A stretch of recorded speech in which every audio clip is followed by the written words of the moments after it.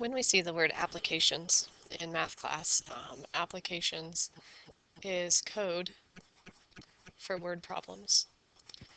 And for students, when I say what's the hardest part about doing word problems, they all shrug and say all of it. But really what the difficult task is in a word problem is the words. It's telling us in words what we're supposed to be doing instead of saying, here, let's solve for x and I'll give you an equation. Okay, most students pretty comfortable, pretty confident in that process.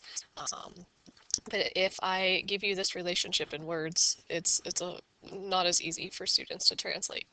So these next couple of videos are going to be to help you work through the process of setting up the word problems and describing what's going on using the words. Okay. Some of the rules that we have in this section are, first of all, we can only use one variable. Okay. So I can't say L for length and W for width. I can't use two different letters here for the things that are unknown. I have to be able to describe the 2 or 3 or however many unknown values using only one letter and describe that relationship. Okay.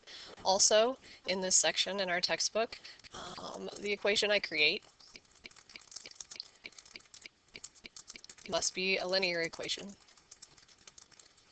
Okay, must be a linear equation. And remember, linear equations are x to the first power. Okay. So I can't have any, we're not doing any area problems here with length times width. That would make an x squared. We can do perimeter problems because we're adding up a bunch of sides. And so two of the main things that we have to worry about is first of all, I only use one letter.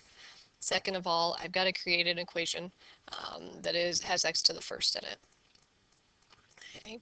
The other important thing to keep in mind for me when we're doing word problems is the answer is the least important part of the problem. Okay. The solution or the answer,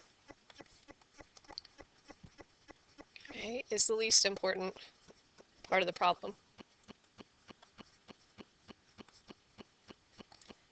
These random boxes that just show up make me crazy. Okay, if you guess and check in the margin, that's an M, and tell me that there's 14 dimes and 27 nickels for your final answer, that's only worth 1 point out of 6 on an exam.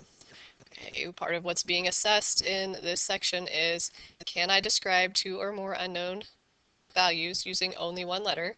And can I give the mathematical sentence, which is an equation, that describes the relationship given to me in the words? Okay, from there, then the bonus is, can I solve for x and answer the question? So the types of problems that we'll see that have linear relationships. Okay, there are some problems that I'm just going to call counting problems. Okay, I have $4 more than you do. Together we have $12. How much do each of us have? Okay, those sorts of things. There are 14 more Republicans than Democrats on this committee. Altogether, there's that many politicians. How many of each party are there? Okay, those are counting problems. Those are a linear relationship. Simple interest is a linear relationship. Our distance problems create linear relationships. Perimeter problems create a linear relationship. I'm going to say mixture problems, and when I say mixture, I'm meaning if we're mixing together anything. It doesn't have to be a saline solution to make it stronger or weaker. It doesn't have to be the hydrochloric acid kind of mixture. It can be apples and oranges that we're mixing together. It can be nickels and dimes that we're mixing together. Anything that we have a combination of things. Those sorts of things all have linear relationships.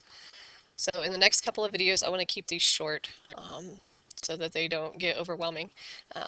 But in the next few videos, then we will talk about each of these one at a time, and kind of how to blend that together with the ideas and the rules that we created over here, so that we can work to set up our mathematical sentence, our equation, and solve for x and answer the question.